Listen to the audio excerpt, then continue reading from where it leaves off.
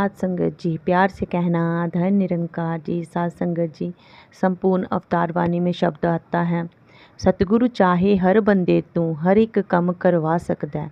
पिंगले तू पर्वत पार करा, गूंगे तू राग गवा सकदा है। जे सतगुरु दी रहमत हो जाए पलट जान तकदीरां भी, एक एक करके नसदियां जावन मनमतियां तबदीरां भी।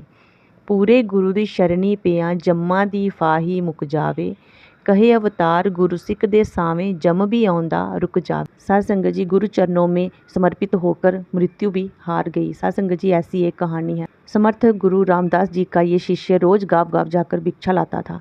एक दिन गांव में गया और पुकारने लगा, समर्थ गुरु जी की जय, भिक्षाम देहि।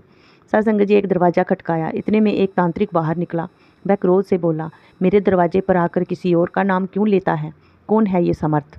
शिष्य ने दृढ़ता से उत्तर दिया, मेरे गुरु समर्थ रामदास जी, जो स्वर समर्थ हैं। साध संगत जी, तांत्रिक बहुत क्रोधित हो गया। तुझे श्राप है कि कल का सूर्य तू नहीं देख पाएगा।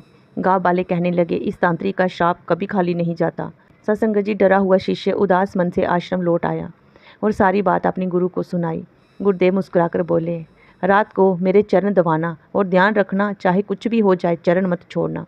साध संगत जी, शिष्य ने ऐसा ही किया। रात्रि का पहला पहर बीता।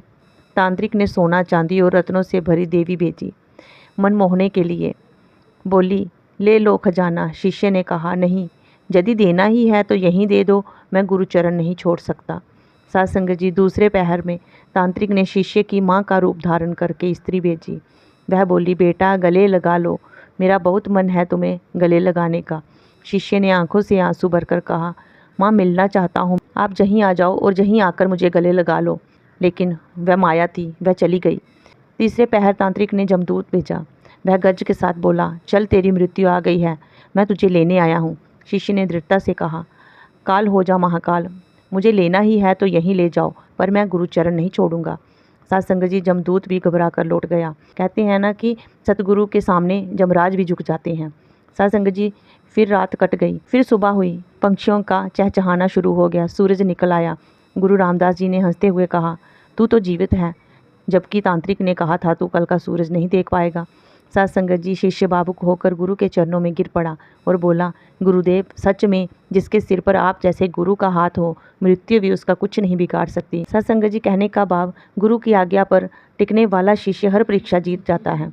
पूरे सतगुरु की शरण में मृत्यु भी ठहर जाती है और काल भी हार मान लेता है।